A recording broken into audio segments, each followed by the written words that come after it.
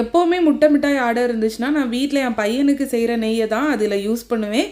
நெய் வந்து கம்ப்ளீட்டாக காலி ஆகிடுச்சு. அதனால் காலையிலே ஃபஸ்ட்டு வேலையாக நெய்யை ரெடி பண்ணி வச்சேன்னா தான் முட்டை மிட்டாய் பேக் பண்ணும்போது அது கரெக்டாக செட் ஆகி வந்திருக்கும். அந்த நெய் சூடெல்லாம் ஆறி கரெக்டாக இருக்கும்.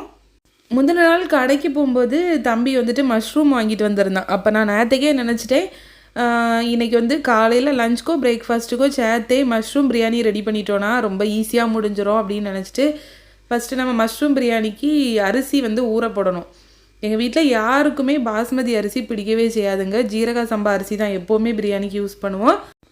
வீட்டில் கொஞ்சமாக ஜீரக சம்பா அரிசி இருந்துச்சா ஒரு 3/4 கப்பு போல் அரிசி மட்டும் நான் எடுத்து ஊற போட்டேன். ஏன்னா பையனுக்கும் எனக்கு மட்டும் லஞ்ச் ப்ரிப்பேர் பண்ணுறதுனால இது கரெக்டாக இருக்கும். மத்தியானத்துக்கு மேலே வந்துட்டு நான் எங்கள் அம்மா வீட்டுக்கு போயிடுவேன். இன்றைக்கி எங்கள் அம்மா வீட்டில் என் தங்கச்சி வரா. அதனால் அங்கே போயிட்டு நைட்டு மேக்ஸிமம் அங்கேயே சாப்பிட்டுட்டு வந்துடுவேன். அதனால் லஞ்ச் மட்டும் ப்ரிப்பேர் பண்ணாலே போதும். நெய் பார்த்தீங்கன்னா நீங்கள் எப்போவுமே காய்க்கும்போது நல்லா லோ ஃப்ளேமில் வச்சே ரெடி பண்ணுங்கள். அப்போ தான் அது கரெக்டாக வரும். தம்பி மஷ்ரூம் வாங்கிட்டு வரும்போதே அதோட கலர் பார்க்கும்போது ஒயிட் கலர்லேயே இல்லை. எப்போவுமே என் ஹஸ்பண்ட் வாங்கிட்டு வரும்போது நான் பார்ப்பேன் அது கலர் நல்லா ஒயிட்டாக இருக்கும். தம்பி வந்துட்டு அதிகமாக கடையில் போய் இதெல்லாம் வாங்கினதே கிடையாது. அவனுக்கு அதனால் இதை பற்றி எதுவுமே தெரியவும் செய்யாது. நான் வந்துட்டு அவன் வாங்கிட்டு வந்தோடனே பார்க்கும்போதே ஒரு மாதிரி தான் இருந்துச்சு. ஆனால் நான் டேட் பார்க்கும்போது எக்ஸ்பைரியெல்லாம் ஆகலை. சரி ஓகேன்னு சொல்லிட்டு காலையில் எடுத்து ஓப்பன் பண்ணி க்ளீன் பண்ணலான்ட்டு பார்க்குறேன். ஃபஸ்ட்டு ஒரு மஷ்ரூம் எடுக்கும்போதே அதோட அந்த கலர் வந்து ரொம்ப டார்க் ப்ரௌன் கலரில் இந்த மாதிரி இருந்துச்சு. சரி ஒரு மஷ்ரூம் தான் அப்படி இருக்கும்னு சொல்லிட்டு இன்னொரு மஷ்ரூம் எடுத்து பார்த்தா எல்லாமே போச்சு.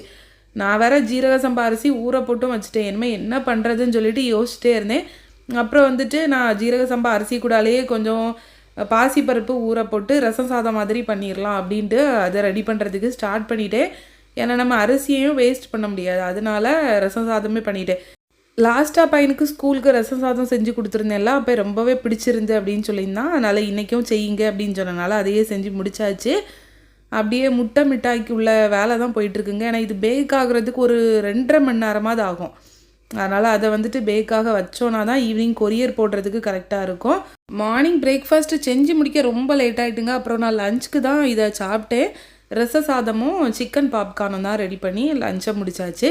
காலையில் பிரேக்ஃபாஸ்ட் செய்கிறதுக்கு ரொம்பவே லேட் ஆகிடுச்சு. அதனால் பையனுக்கு பாலில் சாக்கோஸ் போட்டு கொடுத்துட்டு நான் காஃபி மட்டும்தான் குடிச்சிருந்தேன்.